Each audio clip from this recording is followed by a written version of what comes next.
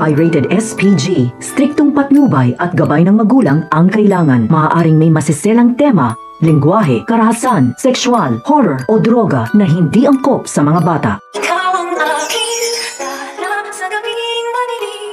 Ikaw ang bawat sana sa lahat ng hiling. Sagot sa akin. Narito na nga ang ating pagkabangan ngayong Sabado sa Abot Kamay na Pangarap.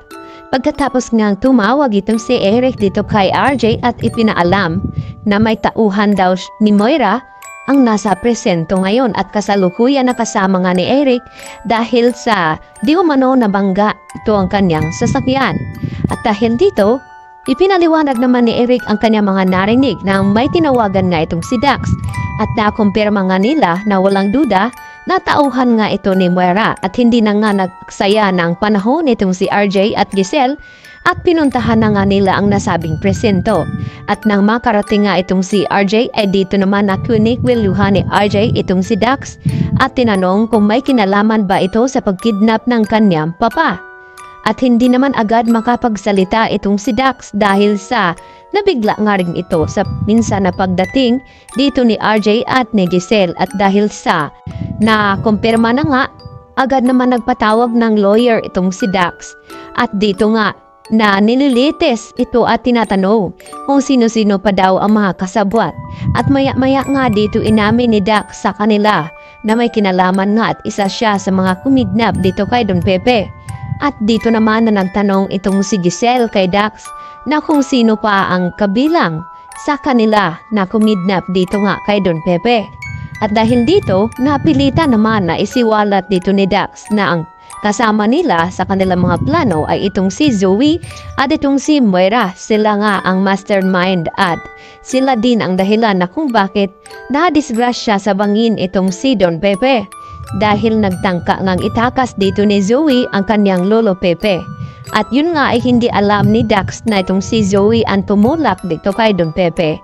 At dumating na nga ang ikinakatakot dito ni Nerissa dahil hindi daw sigurado itong si Moira na kung hindi ba talaga magsasalita itong si Dax dito sa mga pulis at aamin dito kina RJ at Giselle.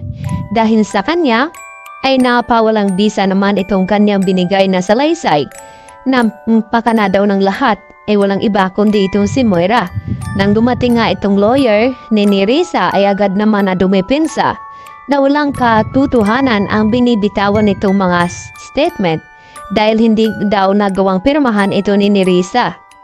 At kahit pilitin man dito ni RJ na magsabi ng totoo itong si Nerissa at huwag kumampi dito kay Moira dahil masama nga ito, ay tikom pa rin ang bibig ni Nerissa dahil pinoprotektahan niya ang pagiging magkaibigan nga nilang dalawa.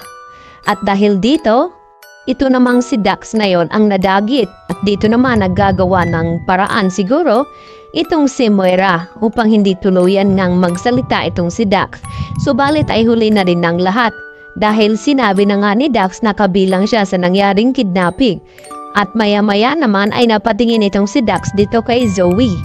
At dahil dito magkakaalaman na nga yan at hindi naman mapipigilan dito ni RJ ang kanyang galit dito kay Zoe sa akala na inosente ito at walang kinalaman sa nangyari dito sa kanyang lolo.